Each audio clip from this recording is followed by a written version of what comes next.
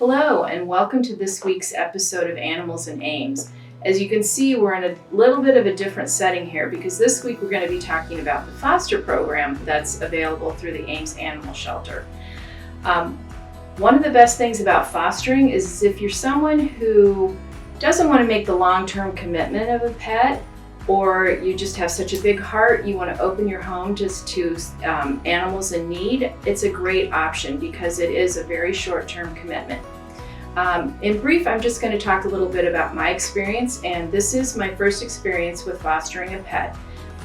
In October 20th, a mama cat gave birth to 6 little kittens at the shelter, and it's a little bit better to get them out of the shelter environment if possible so the mama cat doesn't get stressed and she takes very good care of her kittens.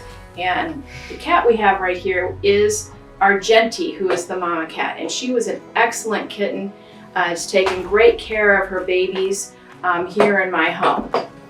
What I was able to do is I brought Argenti and her 6 kittens to my house when they were about a week old, and all I pretty much had to do was make sure that they had a safe room for themselves so that nothing stressed out the mom, and that they had food and water. Which brings me to the next point about fostering. It actually costs you nothing. Ames Animal Shelter will provide all of the food, the supplies like the food dishes, the litter boxes, the litter, absolutely everything that you need in order to take care of whichever pet it is that you bring home. They also provide all the vet care. I've had to bring Argie and her 6 kittens into the shelter twice now that I've had them, where they've had some shots and deworming and whatever their necessary veterinary care is. It's not just mama cats and their newborn kittens that need foster care on occasion. Another reason might be if an animal seems to be particularly stressed in the shelter environment, and if you can foster them in your home, it gives them a quieter environment in which to become more socialized and learn what it's like to live in a home where they can be cared for.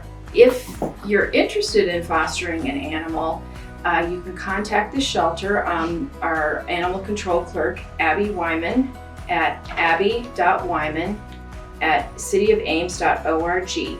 And she can get an application to you, tell you a little bit more information about the program, and get you set up. There aren't always animals readily available for the foster program, but if you get an application filled out, it asks you enough of the questions about which type of pets and situations you would be interested in fostering, and that will be on file when a pet does become available. As you can see, my little foster care kittens here are really growing. When I first brought them home at less than a week old, they fit into the palm of my hand, and they are growing quite nicely and getting very playful. In about 2 weeks, week and a half, just before Christmas, I will be returning them and their mom to the shelter, where they will get vet care, where they're big enough now, the boys will be neutered and the girls will be spayed, including mama, and they will be available for adoption. Just before Christmas, they're going to be going on to the animal shelter's website, where you'll see them listed for adoption, and that's amesanimalshelter.org. Thanks for joining us for this week's episode of Animals in Ames.